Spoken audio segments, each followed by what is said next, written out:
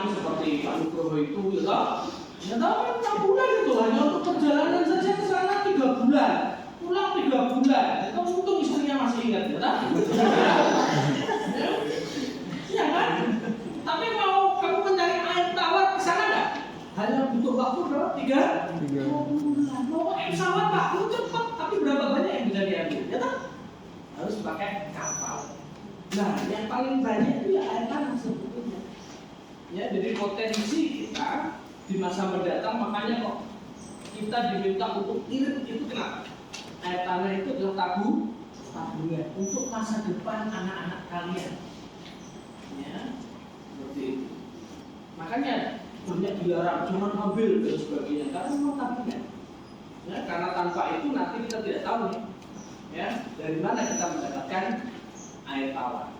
Nah, di daerah Asia sendiri, ya, kalau kalian lihat Asia Tenggara dominan, ya, dari water supply itu adalah dari air tanah, ya, 50 sampai 100%.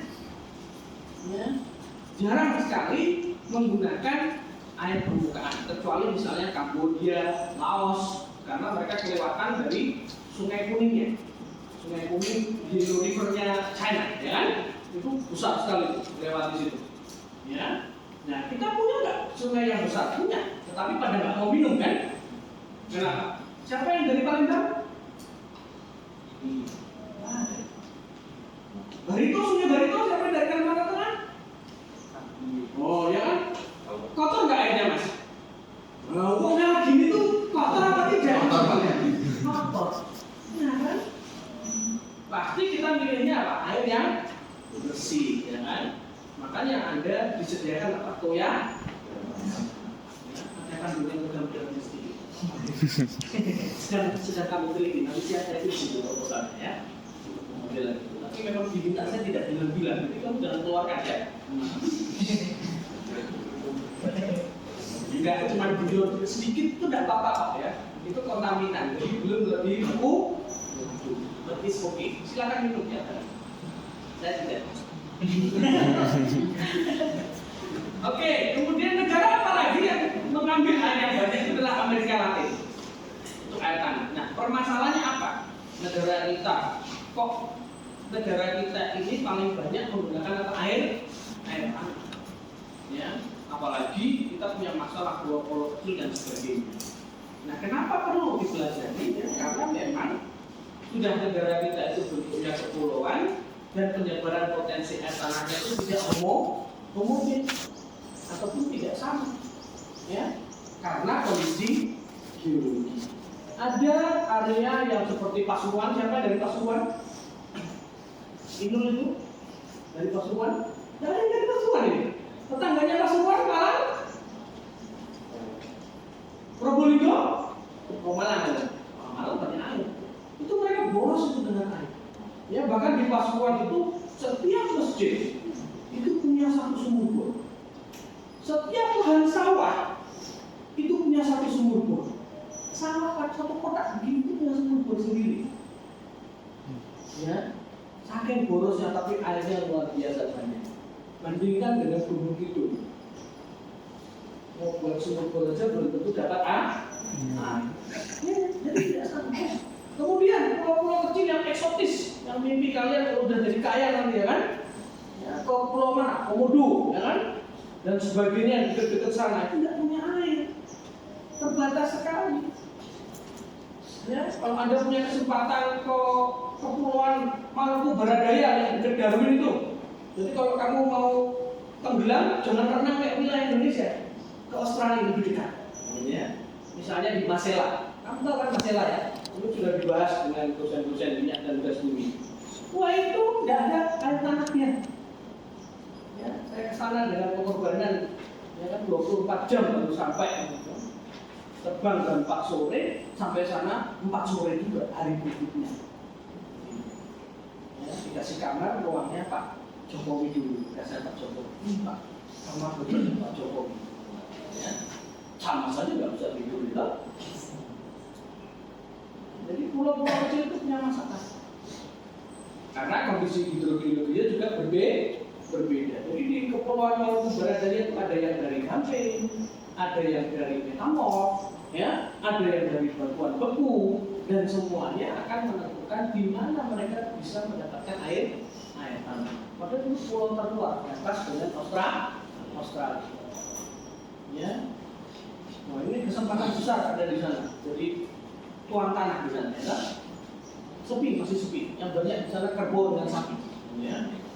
Itu yang penting. Dan Pak Heru ke sana itu juga mencari air untuk kerbau dan sapi. Karena di sana kekurangan air kerbau dan sapi. Ya. Oke, di permasalahan pulau kecil, jadi ada selain karena kondisi yang berbeda. Nah ini tak panggil dulu foto saya. Ngebor, gitu ya. Nah, jadi karena berhasil ya kita foto dengan budaya kan seperti itu. Ya. Nah kemudian ini permasalahan pulau kecil, ya macam-macam nih pulaunya ya. Jadi tidak semua pulau itu sama. Sekarang saya bimbing untuk masalah hidrogeologi pulau itu sih apa ya? Lupa saya namanya ya. Kalau cowok itu lupa saya. Ya. Tapi dia membahas mengenai pulau kecil hidrogeologi. Silakan nanti kamu join kologiumnya, ya. Kalau dia sudah kologium. Nah ini dia membahas ada yang pulau seperti ini, ya kan? Sebelah kiri itu, ya kondisinya pasiran dan sebagainya. Ada pulau yang bawahnya itu langsung bedrock, ya, batuan metamorf ataupun beku. Wah macam-macam. Kondisi itu menentukan di mana posisi daripada air tanah. Ya dan kadang-kadang mereka lupa. Misalnya kalau mereka ngebor dapat air ya, cukup begitu kan? Wah dapat nih 18 meter. Kalau lebih dalam pasti dapat lagi lebih banyak. Cukup sampai dalam tembus di batuan yang keras, hilang airnya. Nah, seperti itu. Atau airnya menjadi payau. Ini seawater. Ya. Ini fresh water. Mereka ngebor, gayanya lebih dalam, dapatnya malah jadi itu sering orang-orang di pulau kecil itu. Makanya saya bilang pada mereka jangan serakah. Kalau sudah punya istri satu jangan minta lebih dari salah ya. Kalau sudah dapat air tanah tawar, ya cukup berhenti ngebornya, jangan diperdalam. Malah dapat air payung. Ya ini banyak. Jadi kalau ini berbeda lagi konsepnya. Ya ini juga menjadi masalah. Misalnya kalian sudah mereka kaya, ya wah ini harusnya masalah yang menarik ini. Di pulau-pulau kecil ya, situ kalian di daerah turis ya kan, yang lagi berenang ya kan, snorkeling, tapi tidak tahu wah kesulitan-kesulitan yang ada di area tersebut. Ya, misalnya juga ini misalnya posisi daripada tipe dari pulaunya itu juga berbeda. Kalau pulaunya sudah tidak ada endapannya begini, tambah tipis, tidak tahu gimana mencari air. Tapi kalau dia punya banyak hasil melakukannya, wah ini masih bisa mendapatkan air tanah. Ini semuanya itu harus dicari, dilihat ya seperti ini. Nah ini lihat, Anda lihat ini pulaunya ada air tanahnya, ngebor di sini dapat tawar, ngebor lebih dalam dapat apa? Payung. Lebih dalam lagi dapat as. Ya, jadi kalau di pulau kecil maka jangan dalam-dalam. Ya, itu kesalahan daripada banyak bapak-bapak PUPR itu kalau sudah dapat air tawar, sikat lebih dalam. Kan, dia malah air Ini konsep-konsep seperti itu harus dipahami. Nah, dua hal ini, ya, posisi kondisi yang berbeda serta pulau kecil akan menjadi pokok bahasan saya, karena saya harapkan Anda kalau ditanya bagaimana mencari air tanah pada area-area yang sulit air tanah itu, Anda mampu untuk melakukan. Itu tujuan daripada perkuliahan saya. Nah, sekarang kalau kita lihat aspek pengontrol keberadaan air tanah itu apa? Yang pertama itu adalah morfologi. Ya. Tentu kalau Anda lihat peta ini namanya adalah peta hidrogeologi yang kami potong hanya untuk wilayah daerah istimewa Yogyakarta. Ya. Ini daerah mana namanya? Pegunungan Selatan ya. Ya, ini. Ya. Ini daerah Noreh ya, Kulon Progo. Kalau dilihat dari batunya tersusun oleh apa? Ini tinggian, ya? Morfologinya tinggian. Warnanya coklat. Tersusun oleh apa? Gamping. Batuan vulkanik, ya kan? Di batu pasirku dan sebagainya. Kalau yang di Kulon Progo ini intrusi, ya kan? Dan sebagainya. Hard rock, khusus. Makanya warnanya coklat. Gampang tidak mencari air. Kalau peta hidrogeologi yang berwarna coklat adalah area-area yang susah air. Gampangnya begitu. Ya, jadi kalau Anda diminta untuk mencari air tanah, langkah pertama Anda adalah mencari apa? Peta hidrogeologi. Ya. Terus kalau kamu kena yang warna biru seperti ini, tidur saja. Nggak usah pakai teori macam-macam. Ya, pasti kalau warna biru seperti ini kamu nyeblos berapapun dapat air. Nah, yang sudah bunuh diri yang di sini nih. Ya, dapat dana 100M food estate, ya kan, untuk mencari air untuk apa? Irigasi. Sekarang kan begitu. Jadi proyek-proyek sekarang itu air tanah itu dipakai untuk irigasi. Ya, supaya untuk food estate begitu.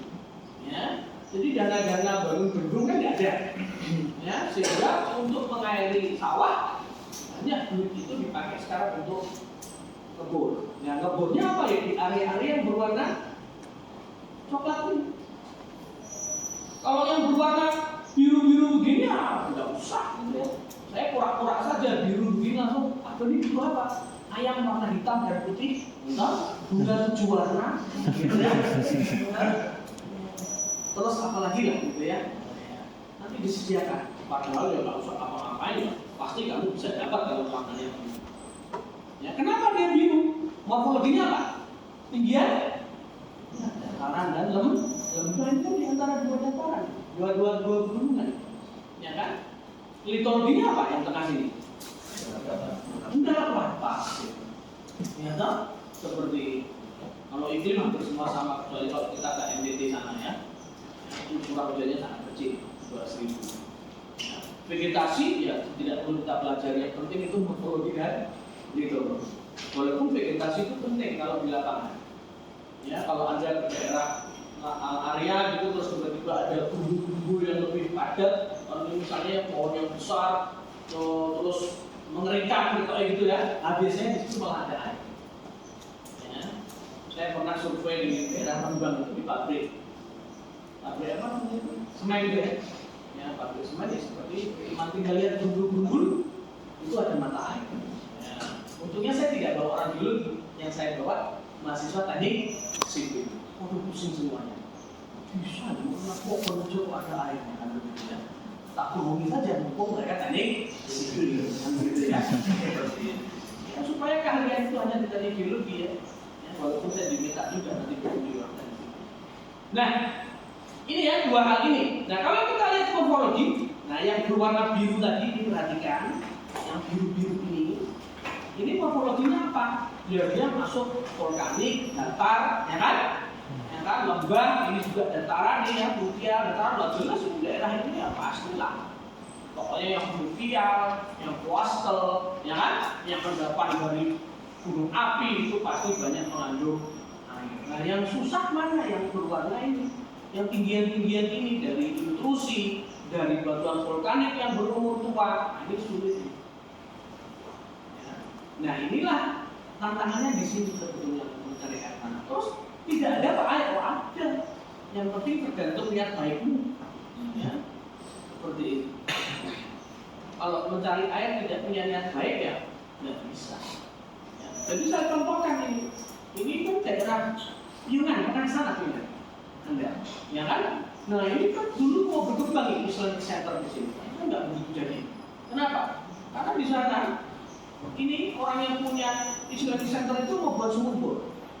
Nah, dia konsepnya di sini, di bawah sini, daerah sini itu cuma 5 meter di bawah muka tanah itu dapat air tanah. Nah, di sini ketinggiannya 80, gitu kan? Wah, terus dia pikir, dia di bukit itu kan? Terus takbur 85 meter pasti dapat air. Dikurlah 85, jual. Dapat nggak? Dapat itu lebihnya berbeda.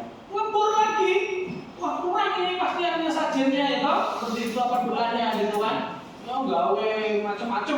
Ngebor 120, nggak dapat lagi. Ngebor lagi 150, nggak dapat. Akhirnya tanya ke saya, tanya, ya kan? Sudah mau berberapa? 3. Habis berapa Pak? 400 juta. Wah, Nah, kayak gitu modifikasi ke saya gitu. Yang dosen yang nggak dapat bikin ini kan bilang seperti itu. Kenapa Pak? Bapak itu yang bawa bor sampai 1000 meter yang nggak dapat Pak, bilang begitu. Ya, tak jelaskan konsep ini. Ini Bapak mitologinya berbeda dengan yang ini. Jadi kalau Bapak tembus ke bawah nggak mungkin ketemu yang ini kan beda kan? Seperti itu. Lalu saya mau buang-buang uang ya Pak. Ya tidak, itu sedekah untuk yang seperti itu. Tapi paling baik memang harusnya tanya saya dulu. Duit 400 juta diberikan ke saya. Ini sedekahnya apa pahalanya besar. Karena Bapak tidak membuang uang seperti itu. Jadi penting pemahaman seperti itu ya, jangan sebodoh itu ya. Biarkan yang lainnya bodoh, ya. Tapi kalian jangan, gitu ya. Jadi jangan dianggap, wah ini di sini 5 meter, oh tak di sini sampai kedalaman itu dapat kali kalau punya berbeda. Kan seperti itu. Ya, kalau kita lihat itu so stupid, tapi ya namanya juga dia tidak punya pengalaman. Ya. Sama juga di sini, di daerah ini. Nah ini ada nih salah satu alumni, ya kan, bekas Pertamina, kaya, ada beli tanah, ya kan, bangun villa untuk bule-bule, kurang air, ngebor 60 meter dia, nggak dapat air. Akhirnya dia temannya Pak Tom gitu, Pak Tom tahu Pak? Pak Tom langsung telepon saya, Mas Doni, ini alumni saya carikan air. Kenapa Pak? Sudah mengumpulkan pulau kok tidak dapat. Ya karena alumni ya toh, yang seperti Cesar kan, ini dan Vinci kan.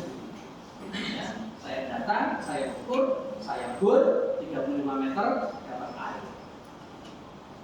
Tetangganya yang kaya minta bantuan saya. Oh tidak, Bapak lulusan anak UPN, mohon maaf.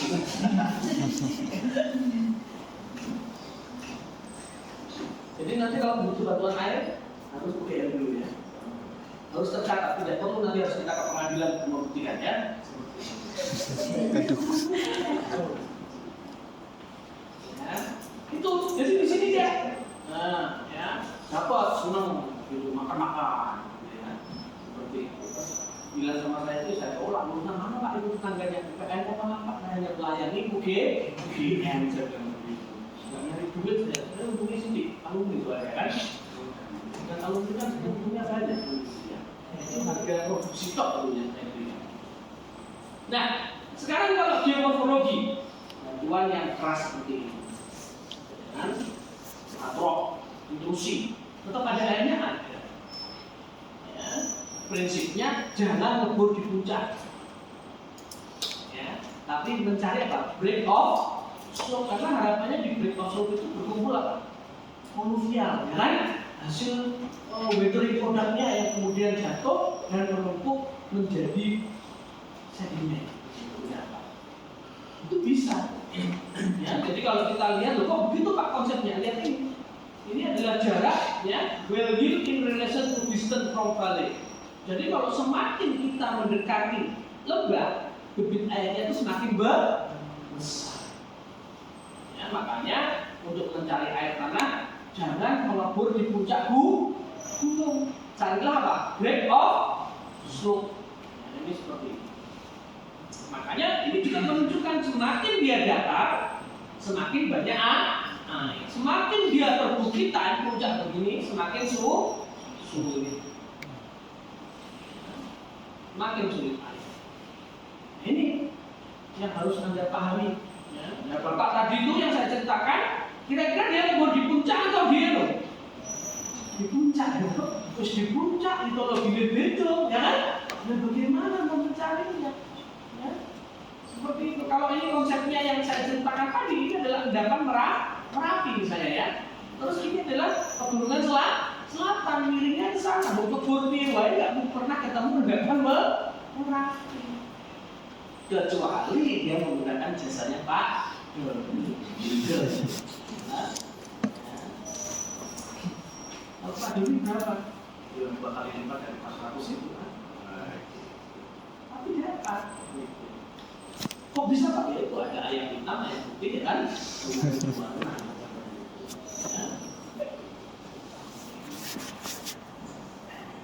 Oke, kita teruskan. Ya. Jadi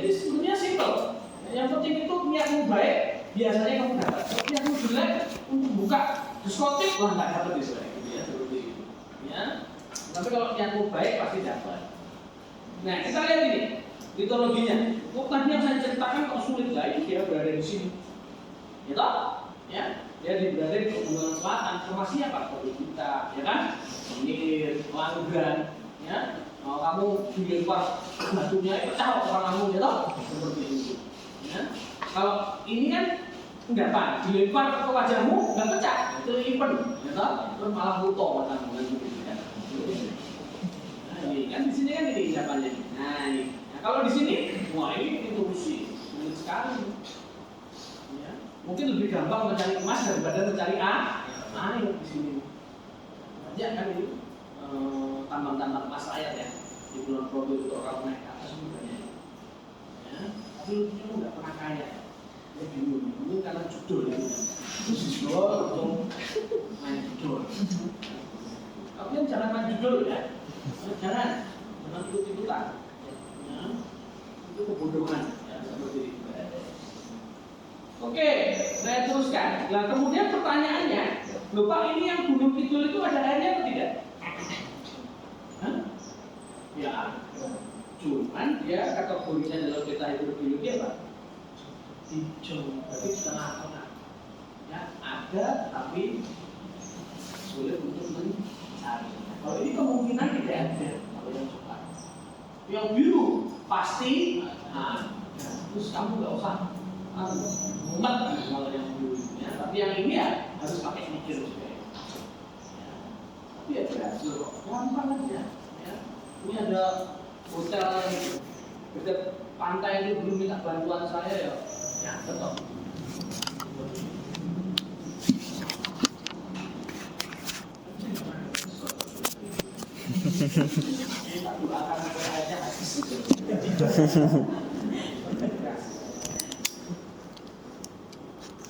Nah, litologi. Nah ini ya, jadi batu gamping. Tentu ini kok beda Pak? Ya, karena dia memiliki sistem porositas dan permeabilitas yang berbeda. Kalau yang di sini porositasnya pasti primer, ya kan? Permeabilitasnya primer. Sedangkan yang di batuan seperti yang batu gamping ini lebih dominan apa ya? Sekundir larutan. Kalau yang di sini, wis primernya ya jelek, ya toh? Ya, kecuali kamu pernah memegang batu pasir penayong ya? Itu kan bagus banget ya. Ya, dapat dikatakan tidak ada sementasi kan seperti pasir aja kan, cuma dia membentuk suatu formasi yang sementasinya sangat sedikit. Ya, wah itu kan bagus sebetulnya, tapi diisi oleh minyak sayangnya ya, seperti itu. Ya, nggak bisa hidup itu. Ya, kalau itu bisa kaya. Nah kalau di sini ya susah ini. Ya rata-rata kalau kau pegang berbeda kan dari penayong ya, walaupun namanya batu langsung malah keras ya kan, nggak bisa. Makanya dominasi untuk mencari di sini adalah juga sekunder. Ya, jadi kita kalau melihat ini ya yang sistem endapan Merapi, primer, ya kan. Kemudian kalau yang batuan yang keras seperti selilir, langgan, cepu buta, ya kan. Nah ini mau tidak mau kita harus mencari apa? Fragment. Ya intrusi gitu. Ya. Oh jangan ini banyak ini. Misalnya kalau kalian pergi ke jadi pegawainya tambang nikel. Wah itu kan di daerah kan ultra basah ya kan? Ya ultra basah. Wah itu mana yang sumber air? Ini yang keluar daripada celah-celah batuan. Habis itu kamu kerok, ya kan? Atasnya sini hilang mata airnya. Nah, seperti itu. Ya, itu resikonya. Ya, tapi tidak apa. Ya, paling nanti kekurangan air gitu ya. Seperti itu. Tapi itu ada. Makanya di dalam tambang-tambang nikel itu kita selalu tanya, mata airnya di mana Pak? Melindungi tidak? Ya, bagaimana Anda untuk melindungi mata air? Perlu kita tanyakan. Ya, ini konsepnya seperti ini. Dan kalau kita lihat, ya lagi, ini adalah hydraulic property. Anda bisa melihat kalau dia fresh intact rock, berarti apa? Yang betul-betul fresh ya, tanpa rekahan. Wah itu permeabilitasnya sangat kecil. Ya, ingat bahwa kalau ini meter per sekon 10 pangkat minus 7 lebih kecil dari 10 pangkat minus 7 itu sudah impermeable. Ya. 10 pangkat minus 5 sampai 10 pangkat minus 7 itu yang disebut sebagai ya tengah-tengah kita, ya. Nah, lebih besar dari 10 pangkat minus 5 itu biasanya adalah aquifer. Nah, ini kalau dia fresh ya jelek. Tapi lihat pada saat dia fracture, ya makanya kita butuh tenaganya bugim, ya kan?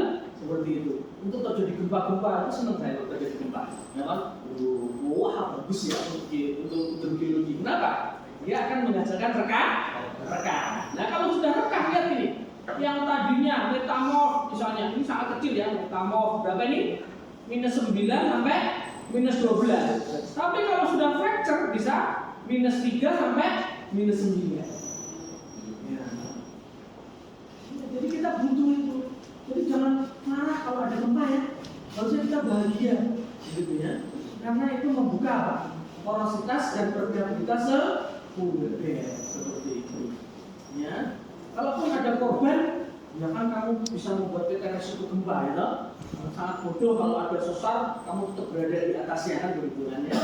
Kecuali itu istilah 2 ketiga yang kamu kasih asuransi gitu kan. Jadi kalau ada gempa, buka dia mati, itu dapat asuransi jiwanya. Ya. Saya tidak ngajari ini, tapi itu salah satu cara. Daripada judul itu kemungkinan lebih besar kemungkinannya.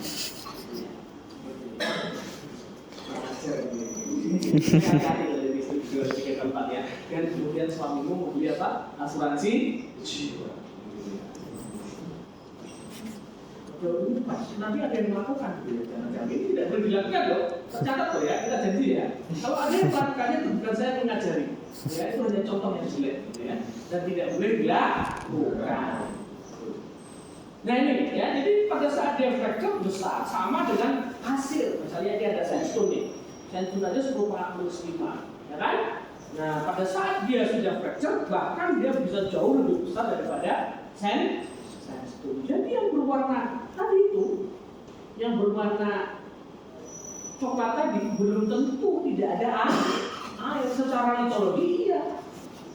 Porositas permeabilitas primernya kecil, tetapi masih ada kemungkinan, yaitu kita harus mencari porositas dan permeabilitas sekunder. Memang tricky. Misalnya ini yang biru ini air ya, ini kebur ini terus dalam nggak dapat air sama sekali. Ya kan? Ya itu tergantung niat baik yang di sini. Ya, saya selama ini masih 100% berhasil. Ya, masih 100% berhasil. Kecuali niat saya jelek. Saya yakin kalau niatnya baik untuk kepentingan yang baik pasti bisa. Tapi kalau niatnya buruk, nah ini pasti biasanya berakhir dengan kegagalan. Itu biasanya Pak juga seperti itu. Serahkan ke Kompas Pak juga. Kalau jelek ini namanya perlu memang dari sejarah. Kalau niatnya baik, tak jadi seperti itu. Ya. Oke, nah ini ya. Jadi kalau Pak kok bisa Pak Doni masih 100% ya karena menggunakan prinsip tadi itu. Ya, kita mencari porositas permeabilitas sekunder. Kenapa begitu? Nah ini ya. Lihat ini. Ya, kalau di sini keberadaan air tanah itu terperangkap di antara sedimen. Ya, kalau di batuan beku seperti ini, ya, ini cuma berada di atasnya sini, di rekan-rekannya sini. Kamu ngebor lebih dalam malah dapat zong. Ya, masalahnya orang yang tidak tahu itu karena dia biasa ngebor di dalam rapi ya, dibor 50 dapat air, dibor 80 dapat air, dibor 120 dapat air. Wah, akhirnya, ini kita ngebor di itu sih. Dibor, cuma 20 dapat air. Tambah dalam, biar debitnya besar. Dibor, hilang semuanya. Jadi bayangkan ini nggak ada air di bawahnya. Ya, jadi konsepnya berbeda. Pada saat di daerah intrusi dan sebagainya, jangan ngebor dalam. Ya. Di batuan sedimen, wah ini susah sekali ya sedimen yang keras seperti ini. Ini airnya aja nggak ketok, ya kan? Ya, ini lebih susah. Saya lebih suka mencari di intrusi atau metamorf yang weather ya, yang fracture itu malah biasanya enggak. Tapi kalau malah sedimen yang keras itu susah memang. Harus betul-betul memahami di mana posisi daripada sesar-sesar yang utama. Itu biasanya dapat.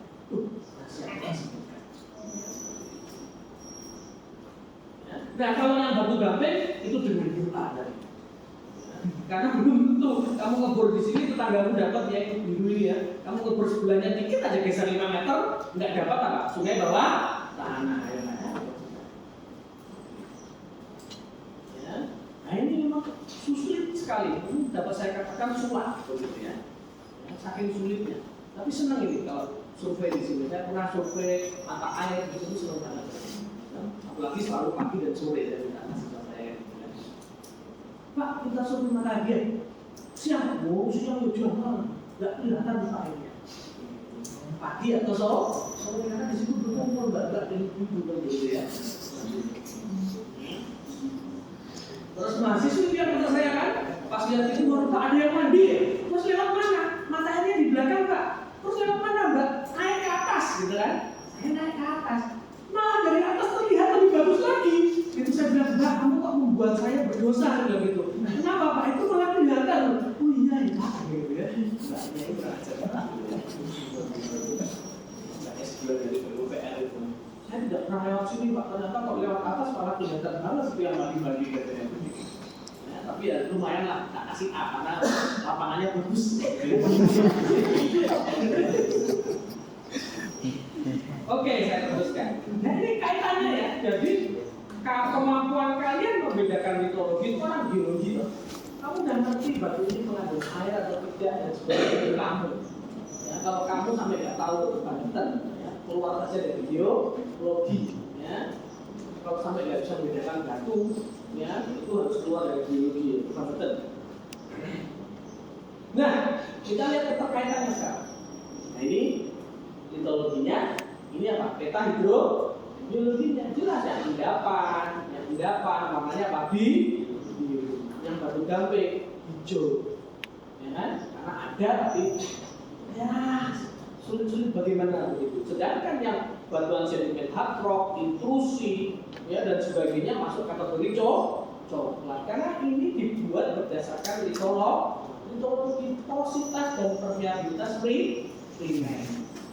Padahal masih ada loh, jangan khawatir. Makanya saya ajarkan. Kalau mengajarkan di sini itu apa saya? Gak ada gunanya eksplorasi di sini. Ya, tutup mata aja, ngebor di mana saja, pakai angin, gitu. Gimana Pak? Kalau di sini, kok beli orang kamu, dan makan terus itu kalau mau hasilnya. Ya. Ini makanya kalau ilmunya tuh di sini dan di hijau. Ya. Nah kalau di Jogja sendiri kenapa kok semuanya air ya seperti ini? Ya, wah ya ini kalau Merapi vulkanik, ini Sentolo bawahnya, ini kamu bor, di mana saja ketemu air. Nah masalahnya ada yang tinggal di dekat isi Jogja, Institut Seni. Nah itu kalau di sana ngebornya kedalaman, malah airnya berkurang. Kenapa? Ketemu formasi Sentolo. Jadi nggak boleh dalam-dalam, nggak boleh juga dalam-dalam. Karena kalau dalam-dalam, ketemu ini hilang airnya. Nah ini gunanya membuat apa? Penampang geologi. Terus KL semua toh? Ya, terus pinter kabeh masih kan begitu. Ya kan? Tidak apa-apa, saya dulu ya nggak dong kok gitu ya, seperti itu. Tapi akhirnya dong juga gitu ya. Jadi jangan khawatir, wah nggak pede, Pak. Kenapa? Kamu aja yang sekolah geologi aja nggak pede, apalagi yang bukan geologi ya toh? Kamu kasihan dong lihat orang teknik sipil itu, lihat metabiologi itu, kemudian ada gambar sesar hitam gitu ya. Dia tuh bingung. Ini apa ya? Kamu kan gampang kan? Seperti itu. Terus ada metabiologi warnanya ungu. Kamu kan gampang kan? Itu pasti batu tahu mereka bingung. Apa ya maksudnya? Nah, seperti itu. Nah itu belajar 5 tahun itu hanya untuk itu kalian ya. Tapi ternyata ada gunanya. Nah, apalagi ini penting membuat penampang, ya kan? Dengan tahu posisinya, kedalamannya, Anda bisa membuat informasi yang baik ya, untuk berbagai macam kepentingan. Ini penampangnya. Ya. Mengapa kok yang bagian tengah sini kok hanya airnya? Ya. Jadi kalau saya ditanya oleh pemerintah kota ataupun pemerintah DIY, Pak, kita krisis air nggak? Aku bilang kita krisis air. dalam jumlah kita banyak, masih aman global aja. Yang menjadi krisis kita adalah kuantitas itu yang menjadi krisis. Ya, selama hujan ada yang masuk lagi atau tetap ada. Ya, kita. Bahkan kalau kita ke lebih dalam lagi ketemu beberapa confine aktivitas. Ya, sangat sedikit. Ya, itu banyak kita. Ya, silakan baca paper bimbingan Pak Wali dan saya yang melaporkan di mana titik-titik aktesis yang ada pada cekungan air tanah di Jakarta. Ya, itu apa? Nah, contoh yang lain Purwokerto. Sudah pernah ke Purwokerto? Siapa yang dari Purwokerto? Siapa ini? Kamu dari Purwokerto mana? Purwokerto Selatan kering itu. Ada airnya. Bukan kota Purwokerto ya? Yang mana? Purwokerto Selatan itu yang sebelah mana? Ini.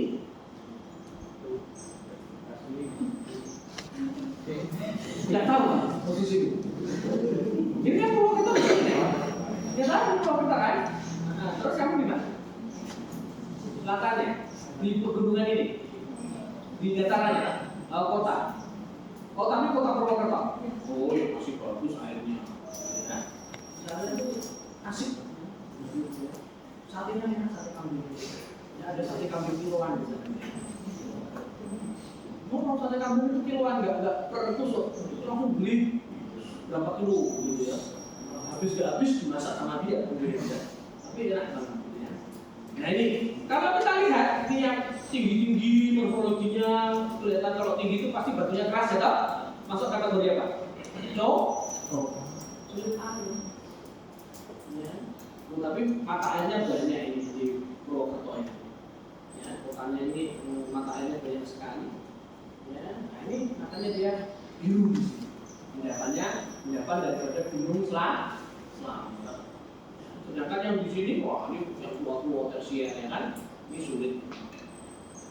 Ini gampang kok kalau kamu lihat itu, di mana ada air dan tidak, ya tinggal lihat litologinya, tinggal lihat peta hidrogeologi. Tapi kalau di sana, yang di coklat ini masih ada air pak, ya ada.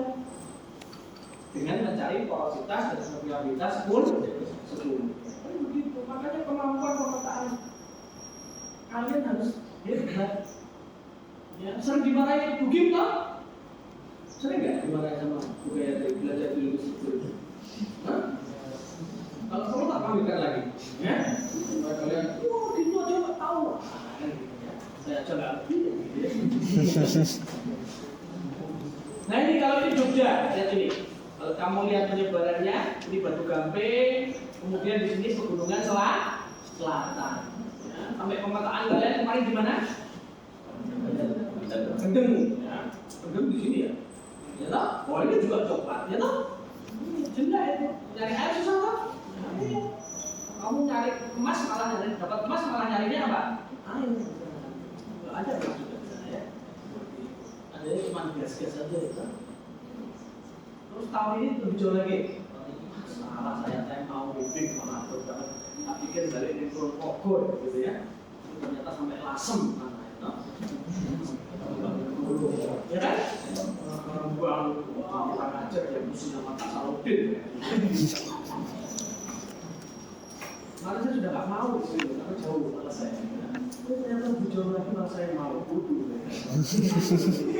Tapi kita kembali ke Pegunungan Selatan atau Kulon Progo, kan tambah jauh. Ya, tapi yang mudah-mudahan nanti ada kenikmatan yang berbeda. Nah ini contoh yang lain untuk Jogja, untuk daerah ini mana? Ya tadi Purwokerto. Nah, jadi ini kan Kulon Progo, ya ini Purwokerto. Ya, ini. Ya, jadi dari sini kamu sudah tahu mana yang banyak air tanahnya, mana yang sedikit air tanah.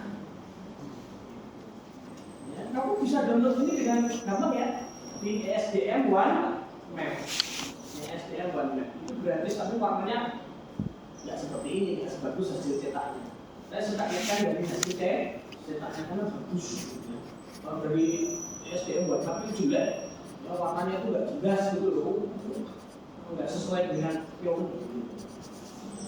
Ini caranya ya, untuk melihat di mana ada air tanah, tidak, dan sebagainya. Nah, sekarang kita konsep ke yang berwarna coklat dan kuning ini.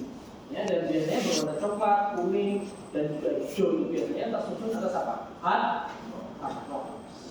Kas, gitu seperti ini kan susah ini. Mereka ngebor di sini ada yang dapat, ngebor sebelah sini malah nggak dapat kan gitu ya. Ya, jadi ini yang sangat sulit. Ya, kalau ini juga gambarnya kamu lihat ini bahasa Jerman ya, sandstone, tapi di sini jadi sandstein. Ya, stein itu stone. Ya, seperti itu. Nah, granit masih granit, ya kan? Nah, gitu. Nah, gneis yang namanya juga gneis. Ya, Anda perhatikan ya, ada 3 pH. pH Bohol ya maksud saya, tapi bayangkan yang lain ya, seperti itu ya. pH 1, pH 2 dan pH 3. pH 1 ini dia mengebor di batuan beku dan batuan metal. Warna hitam di sini menunjukkan ada air. Kira-kira kenapa? Lambang ini menunjukkan apa? Apa? Foliasi. Ya, foliasi kan seperti bidang pisah. Nah, itu biasanya dia membentuk porositas dan permeabilitas. Ya, sedangkan yang di granit ada airnya tidak? Belas ngebor paling dalam ya dapatnya apa? Nah, itu ya sebenarnya yang kamu kasih. Kalau kamu mencari mineral, ya seperti itu. Dari dulu yang sejak awal itu paling nggak suka. Boleh pakai, nggak membuat hidup, membuat bencana. Tapi saya suka mencari air. Lah yang banyak airnya pH 3. Kenapa ya? Berasosiasi dengan apa ini? Makanya penting banget kamu tahu hal dasar itu. Jadi hidrobiologi itu katanya kan bukan biologi ya. Biasa banyak yang mengatakan hidrobiologi itu bukan biologi, ngomong sumur, kan begitu aja kan? Ya, tapi itu kalau untuk yang berwarna biru tadi ya kan? Nah, tapi kalau berwarna coklat, wah ya butuh kemampuan biologi yang super hebat. Ya. Jadi ada gunanya semuanya, jangan mengira. Mau kemana mas? Oh iya, silakan. Ya. Untuk besok tidak boleh ada yang keluar toilet ya. Peraturannya kita tambah lagi ya. Jadi sediakanlah botol atau pipislah sebelum masuk ke kelas. Ya. Biarin aja, saya membuat peraturan-peraturan. Ya, nggak ada itu kuliah di Jerman itu Allah. Teko itu dosennya udah masuk, kamu datang, dia akan kunci dulu. Ya, dari dalam. Ya, kemudian pada saat dia kuliah, tidak ada yang berani untuk keluar untuk penghormatan. Ya, mau pipis pakai botol. Ya, jadi tolong itu apa ya? Sebagai mahasiswa itu ya jangan hanya mau enaknya, susahnya yang dari dosen, gitu ya. Dosennya untung saya kalau apa yang berdiri di sini kan lebih parah kan dulu ya. Seperti itu. Saya juga pernah jadi mahasiswanya dia pada saat dia asisten.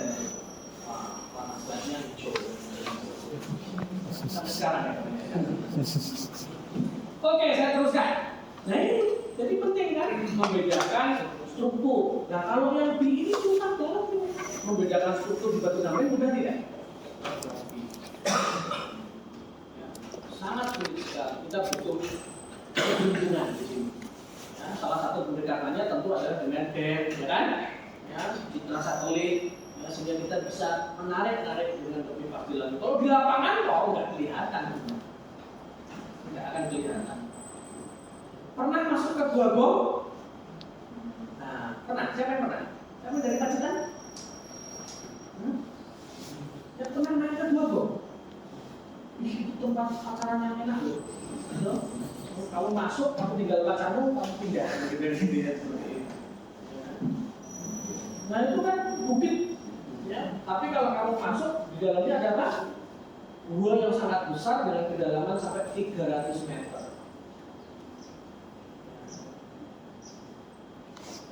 Kalau masuk baru-baru dengan kalian itu sesak pasti. Nah, gurita itu pasti keluar lagi. Karena gurita kan ada asma. Saya senang sekali kalau ajak berita pergi masuk gua itu. Saya temenin berita. Tujuannya apa? Biar dia pasti balik ya gitu kan. Kapan sudah mungkin? Yes. Angkat lagi naik seperti itu.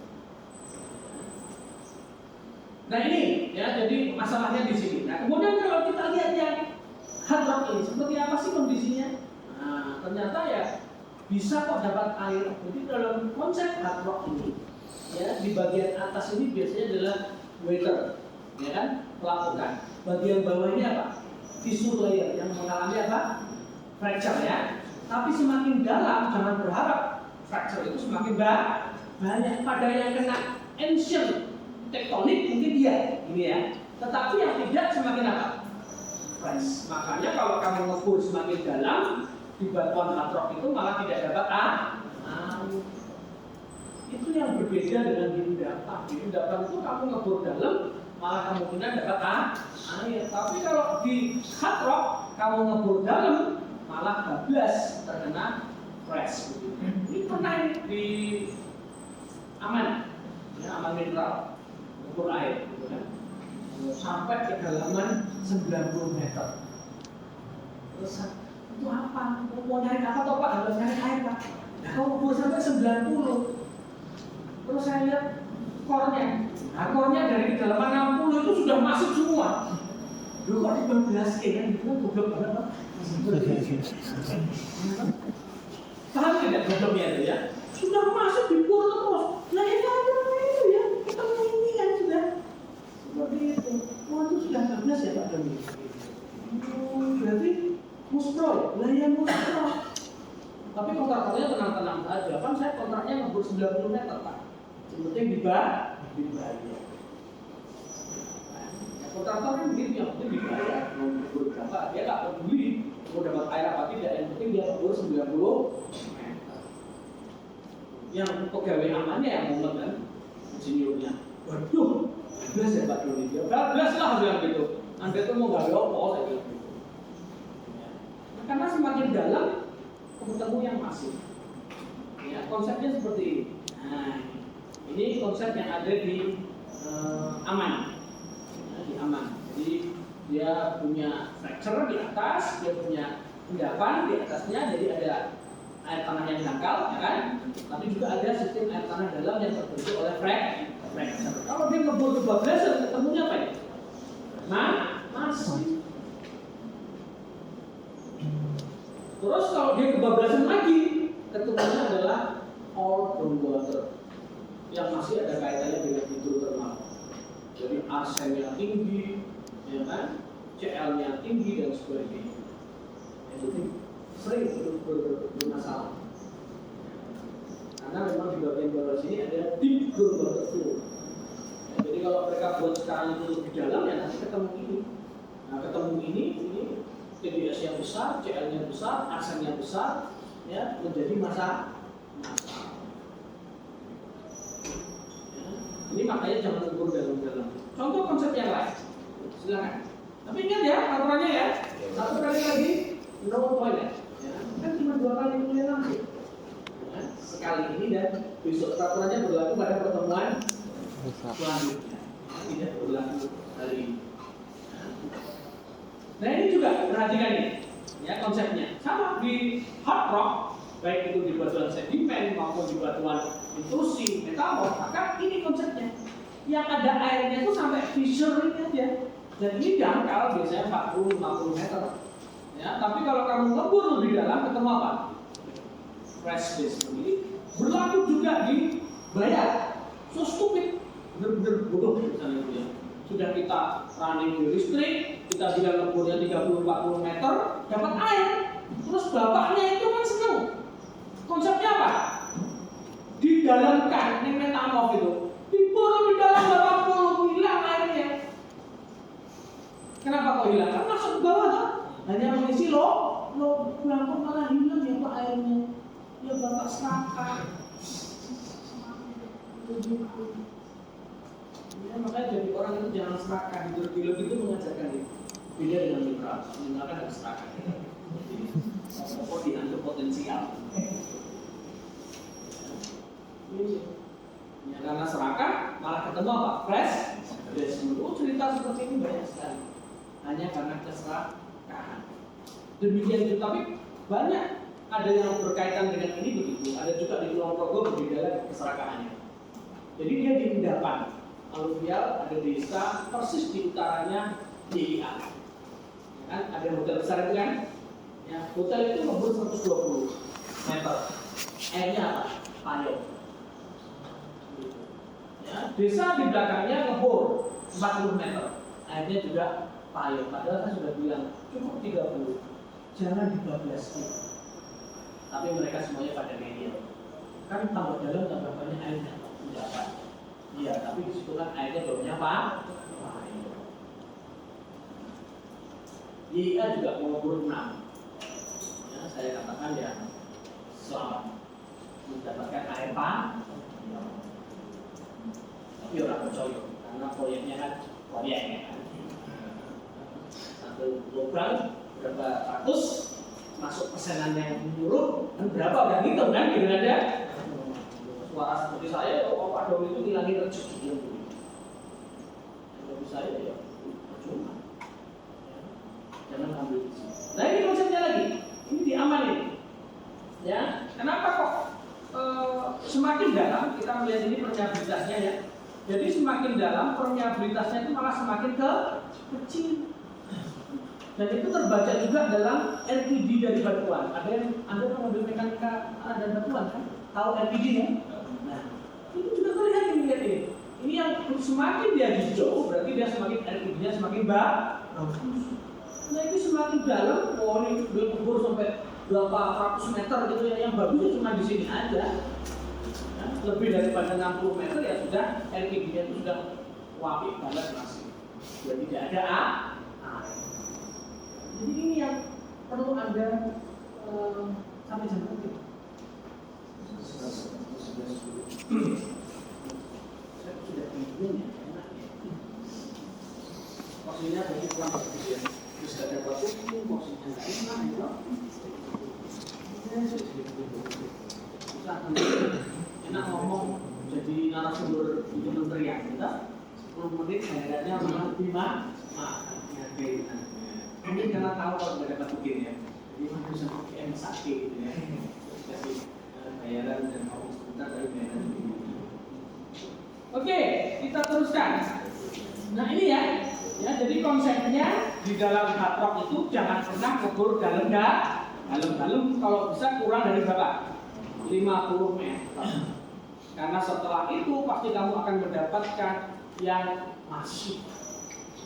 Ya, yang masif. Ya, dan ini tentunya jangan serakah ya. Konsepnya pokoknya jangan serakah. Kamu ada airnya, kamu dalamkan malah hilang. Ini nggak bisa kalau dalam hard rock itu malah yang dangkal-dangkal itulah yang biasanya ada sesuai dengan konsepnya tadi. Weather layer, fissure layer, kemudian massive layer. Ya, jadi itu yang selalu. Nah ini contohnya. Nah ini kalau kita lihat fissure itu, nah, ini misalnya ini fissure layer, ya, dan ini adalah intrusi ya, lava. Ya, ini lava bukan intrusi ya. Jadi lava dari gunung di Jepang ini, dan di antara rekahan-rekahannya ini muncul mata air ini. Beras, ini sebelahnya sini ada kuil, begitu. Ya, ada kuil. Asik. Nah kalau di sini ini tuh buang mayat. Bagaimana? Rekahannya. Nah ini pernah ini saya disuruh masuk itu, tapi Pak Sabtono yang saya suruh masuk. Karena kan beliau itu lebih kecil badannya. Gitu? Saya bilang, Mas, ya aku tunggu ke mana untuk kegencet kan gitu kan. Ini begini ya, tegak ya sebenarnya ya. Ya. Jadi akhirnya Pak Sabtono yang masuk. Ya udah tuh masuk. Ya, terus masuk. Ya. Nah, dia masuk ke terus. Ya. Terus dia bilang di dalam ternyata ada apa?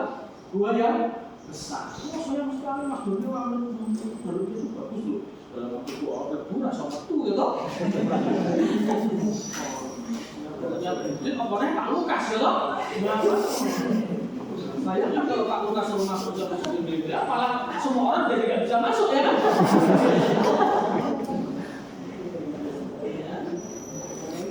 Ya, makanya tubuh kalian itu terus ya.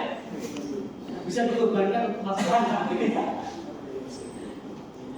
Nah, bukan hanya lubang-lubang yang jelas ini kan jelas ketok besar-besar ya kan seperti itu. Tapi sebetulnya discontinuity itu termasuk foliasi tadi ya. Itu adalah bidang discontinuity yang harus kita amati. Ya, jadi misalnya bidang pelapisan itu juga adalah bidang discontinuity. Dan itu membentuk apa? Membentuk porositas, permeabilitas sekunder apalagi kalau sudah mampu. Makanya harus tahu karena di air itu pasti bergerak mengikuti apa? Bidang pelapisan. Contohnya di gambar ini. Ini ada tebing, ini di jalan tol Ungaran sebelum ditutup. Ya, kita punya kesempatan dulu dengan kakak-kakak kelas kalian. Setelah tol itu jadi, ya kan kita sewa bis langsung mobil pertama, bis pertama, ya sampai sopirnya itu mengatakan baru nanti ini Pak, saya merasa hebat. Kenapa? Pertama kali bis saya itu masuk tol yang belum pernah dimasuki orang lain, seperti begitu. Wah keren gitu.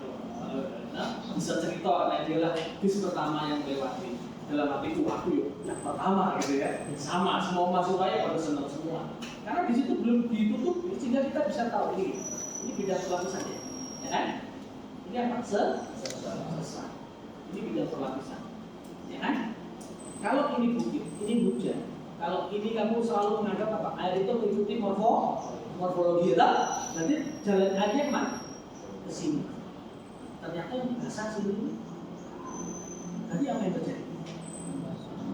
Dia masuk kemudian dia bergerak mengikuti apa? Bidang pelapisan ketemu sesar apa yang terjadi? Dia keluar ini rembes semuanya air di sini makanya penting sekali menemukan stroke kalau ngebor berarti kalau ini tidak ada kamu ngebor mana? Mencari tembus di sini Pak? Ketemu air ya sayangnya ini sudah ditutupi semua ya sehingga untungnya saya masih bisa membuat foto ini untuk membuktikan bahwa air tanah itu bergerak mengikuti apa? Bidang pelapisan tidak mengikuti morfologi seperti ini ya. Kemudian dia pasti keluar berkumpul kalau di situ ada apa? Sesar. Kenapa? Karena permeabilitas sesar besar kan dan air itu adalah makhluk yang tidak setia air karena apa? Dia selalu mencari permeabilitas yang lebih baik untungnya Pak Doni itu walaupun di geologi tapi makhluk yang setia dunia tidak, dunia itu lagi tidak ada Nek Pak Wahyu ya masih setia-setia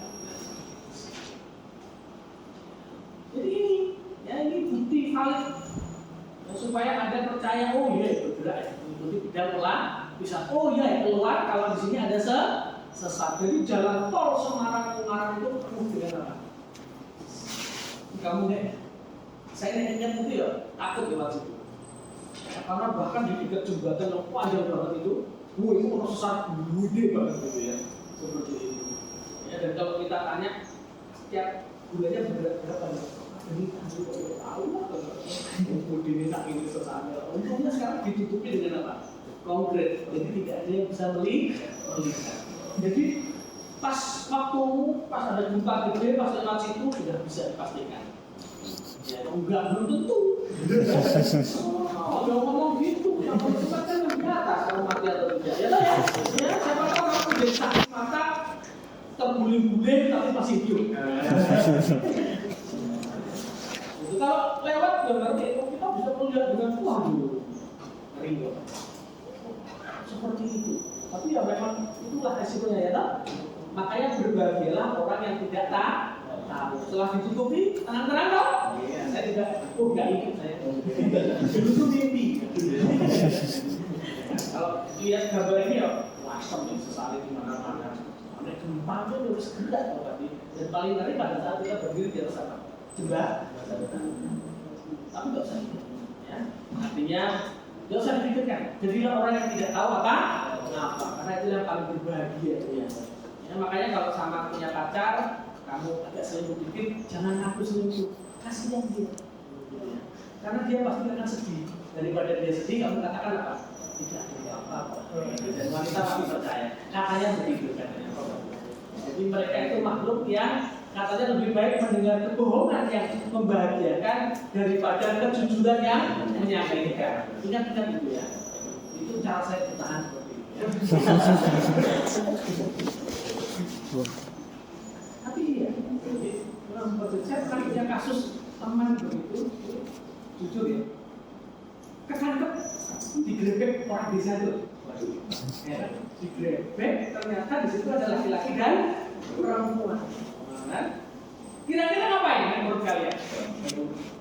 Ya mungkin main Mobile Legends bersama ya, atau sekedar ngobrol. Nah, pacarnya tuh tetap tidak percaya kalau itu terjadi apa-apa. Karena menurut tafsir laki-laki nggak ngapa-ngapain kok di dalam, ya, cuma buka-bukaan mungkin begitu ya seperti itu. Jadi sampai seperti itu masih tetap mau menikah dengan laki-laki itu. Karena laki-laki itu percaya kok aku. Karena apa? Tidak ada apa-apa. So gunakan kata-kata itu.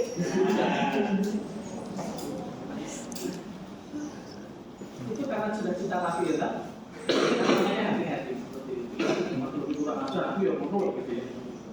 Nah, dan di dalam biologi, ya, the past is the key for the future, ya tak? Berarti apapun yang terjadi di masa lalu pasti akan terjadi lagi di masa mendatang. Sekali selingkuh, dalam biologi itu berarti apa? Pasti akan selingkuh lagi. Sesuai dengan periode ulangnya. Jadi kalau sudah punya pacar, anak biologi sudah selingkuh, tinggal aja ganti anak yang lain ya. Bukan biologi pasti. Karena biologi kalau kecuali dia setia, sejak sekarang setia berarti tidak akan terulang. Itu ya. Makanya kalau itu mengurangi. Bapak bisa masih banyak yang setia itu. Dia farmasi, kedokteran, dan sekali sih. Kamu biologi, tidak berkembang sosial media. Kalau ekonomi gitu loh, nggak kayak Pak Hamadi itu loh, kan? Jajahannya kan sampai fakultas ekonomi dan bisnis ya kan? Jajahan. Top itu karena dia mengikuti ajaran saya, gitu ya. Itu B, gitu ya. Walaupun masih satu U, G. Kalau A itu kan beda universitas, jajah universitas yang lain. Gitu ya, kayak Pak Doni kan yang lain. Itu berarti luas, ya kan? Karena bisa nipu lebih banyak. Oke, kita lanjutkan, ya. Tinggal slide-nya tinggal sedikit, ya. Nah. Terus bagaimana caranya kita membuktikan bahwa ini Pak Doni kok lineamen ataupun sosial ini penting, ya kan gitu ya? Kok ada airnya, pasti ketemu airnya. Itu air itu netes di sini. Ya. Jadi kalau ditutup, saya dulu tidak suka. Saya mengatakan sebaiknya tidak ditutup, karena kalau ditutup maka airnya apa? Ngumpul lama-lama pasti jebol kan ya? Ya kan? Dia kan menambah tekanan statiknya. Tapi ya tidak menurut PUPR kan proyek. Ya, lebih baik kan begitu dipasang, ambrol, pasang lagi. Nah, jadi teknik itu begitu berpikirnya. Nek jadi orang teknik biologi, beda mikirnya, kan rugi dan begitu. Jadi sih bener yang mana saya juga nggak ngerti. Kan? Kalau bagi saya itu rugi, biarkan airnya itu mengalir sehingga dia mengurangi tekanan hidrostatik. Kalau ditutup, nah ini gitu. Tapi ya, kalau buat itu tidak aman, sehingga harus ditutup. Itu tidak aman kan? Nah, seperti itu. Tapi kan beda. Terus kalau bicarakan masalah uang memang menguntungkan, yang tadi sih. Dan teknik itu kan tidak menguntungkan. Menggali drainase. Berapa sih buat drainase? Kalau buat menahan beton apa? Mahal, gitu. Siswa pasti hancur, gitu. Tinggal bangun lagi. Duitnya aja. Makanya Pak Lurah itu rusak terus itu kan supaya apa? Lebih itu proyek seumur nafasmu begitu ya kan? Kayak lagunya semua. Nah, kita teruskan. Nah, makanya ada penelitian ya yang menggunakan 3 parameter sederhana untuk mencari air tanah di bagian plankton. Yang pertama, dia berdasarkan struktur, tapi di sini cukup melakukan apa? Lineamen density. Kan ya belum tentu ya benar ya kan? Ya kalau lineamen itu harusnya dibuktikan dengan apa? Observasi lapangan. Nah, terus di sini dia mengatakan, oh kalau di sini ini densitasnya 15, ada lineaman 15, di sini 10 sampai 15, di sini 5 10, di sini kurang 5, kemudian dipetakan. Ya, oke, konsepnya sederhana. Semakin banyak struktur, kemungkinan permeabilitas pendirinya semakin besar. Sekarang ini yang kedua, dry density. Konsepnya bagaimana? Ini pola penyaluran. Semakin padat, semakin banyak air atau semakin sedikit? Pola penyaluran yang banyak, itu banyak tanahnya atau sedikit airnya? Sedikit. Sedikit. Ya, kenapa? Itu menunjukkan bahwa batunya itu keras. Ya, sehingga dia membentuk banyak sekali pola penyaluran. Makanya kebalikan di sini, drainage density yang dia itu banyak, ini malah batunya semakin impermeable. Ya, semakin sedikit drainage density-nya, maka batuannya semakin permeable. Gitu. Ya, ini juga berkaitan dengan sifat litologi, karena batunya sama ini. Ya, jadi dia hanya membedakan dari dua ini, mana yang lebih permeable, mana yang lebih impermeable. Kalau digabungkan, kemudian hasilnya seperti ini. Nah, dia mendapatkan area yang memiliki lineamen yang padat dan juga drainage density yang paling sedikit. Ini yang diarsir ini. Ternyata yang diarsir ini titik-titik success well-nya itu memang semua yang masuk ini semuanya warnanya hitam. Berarti dia berhasil, sumurnya berhasil. Sedangkan yang di area di luar itu, ya ada yang berhasil, ada yang tidak berhasil. Berarti kunci utamanya adalah struktur. Bisa mengatakan struktur? Harusnya bisa. Anda sudah KL. Ya kan? Ini sederhananya begini. Tapi catatannya apa? Litologinya ini seragam, makanya dia hanya pakai struktur dan juga drainage density. Drainage density salah satu parameter di morfologi ya. Makanya parameter ini dan ini yang dipakai. Tapi batunya sama. Nek batunya berbeda ya harus kamu masukkan faktor litologi. Nanti kita belajar itu besok minggu depan. Yang disebut sebagai metode GPI, Groundwater Potential Index. Ya, nah ini faktornya ya lineamen, drainage density dan juga faktor litologi. Ya, nah ini. Nah ini yang akan kita bahas lebih jauh lagi di minggu depan. Saya harapkan tidak terlambat, ya, sehingga Anda bisa memahami dari apa yang saya berikan, ya, dan ujian saya dari apa yang saya berikan saja. Jangan khawatir, bahan kuliah juga akan saya berikan. Ya, seperti biasa, saya bukan orang yang ilmu atau menyembunyikan ilmu, saya share kepada kalian. Ya, supaya kalian bisa mengembangkannya lebih baik lagi. Ya, siapa tahu dari kalian ada yang ingin jadi dosen, ya, walaupun tidak mendapatkan tugas. Nah, apa-apa. Walaupun tidak dapat tugas, enak-enak duduknya ya, lihat itu mas profilnya, ya, seperti itu.